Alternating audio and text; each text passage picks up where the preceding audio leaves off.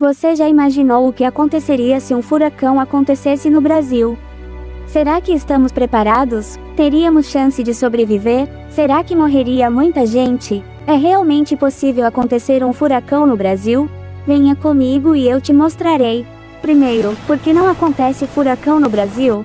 Um furacão, para acontecer, ele precisar que uma massa de ar frio se encontre com água quente. Por isso, quando acontece um furacão e ele chega no continente, ele perde a força. Mas por que ele não acontece no Brasil?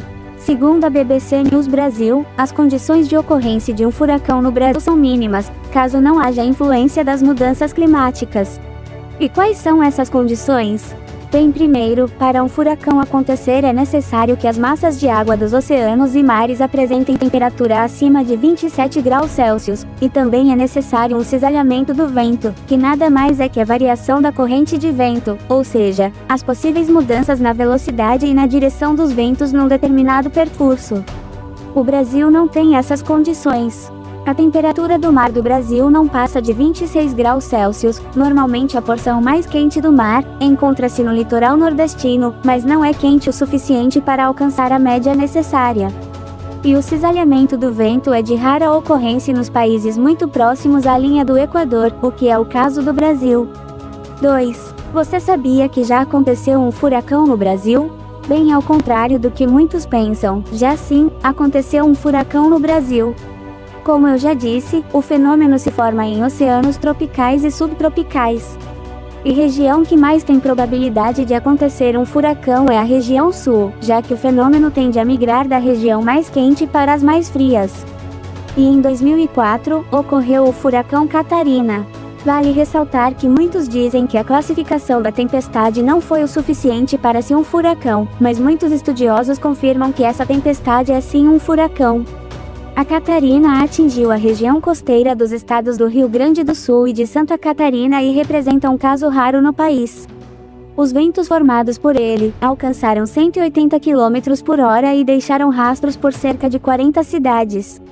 Mais de 500 pessoas ficaram feridas e, aproximadamente, 30 mil ficaram desabrigadas. 3. O que aconteceria se outro furacão mais forte ocorresse no Brasil? Bem, segundo os especialistas, nós evoluímos, mas ainda necessitamos de mais investimentos e de contratação de mais meteorologistas. Primeiramente, os furacões podem causar chuvas intensas, que pode alargar uma área inteira. E ventos que podem superar 150 km por hora. Muitas pessoas morreriam, muita casa, prédios, escolas, hospitais e outras construções seriam destruídas. Os ventos prevalecentes de um furacão empurram à sua rente uma parede de água, chamada de ressaca. Caso a ressaca, conhecida como uma maré alta, ela causar a erosão da praia e uma significativa inundação. Propriedades à beira-mar são particularmente suscetíveis aos danos causados pela ressaca, em que as ondas são muito altas e fortes devido à intensidade dos ventos do furacão. A força do vento pode virar um automóvel e também derrubar árvores. Você lembra do ciclone bomba que aconteceu aqui no Brasil? Imagine esses ventos, só que muito mais forte. Um furacão pode causar um prejuízo milionário ao Brasil, o que pode prejudicar a nossa economia. Quarto, e qual é a nossa proteção? Nos últimos 10 anos, os radares meteorológicos aumentaram, de 20 para 36 radares em território nacional. Os radares são essenciais para prever fenômenos do porte do Catarina. Eles são integrados em um pacote de investimentos superiores a 400 milhões de reais feito pelo governo federal. Mesmo não sendo o suficiente, já é um baita avanço. Mesmo assim, os meteorologistas andam se preocupando muito em relação ao monitoramento de tempestades severas. Eles estão sendo muito mais cuidadosos, pois não dá mais para ficar parado falando que no Brasil não acontece furacão, pois pode acontecer mesmo, as condições sendo mínimas. Quintos, como sobreviver a um furacão?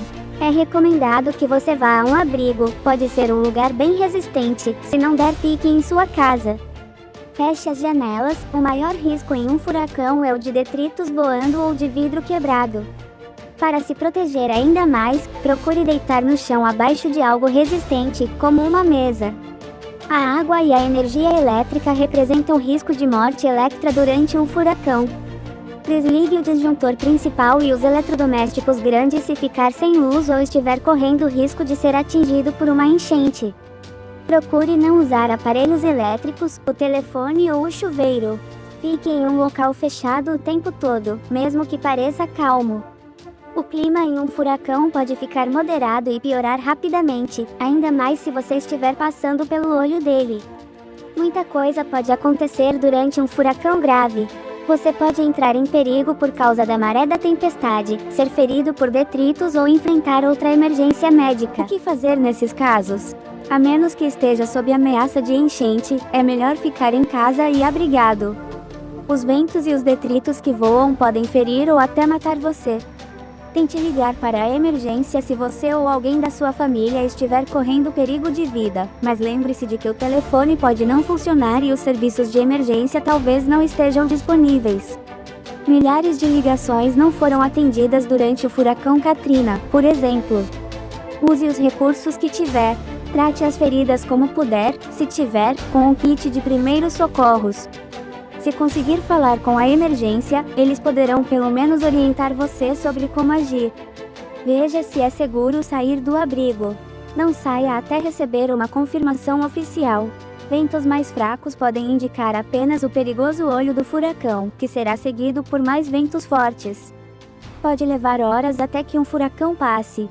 A área em torno do olho do furacão concentra os ventos de maiores velocidades e também pode dar origem a tornados.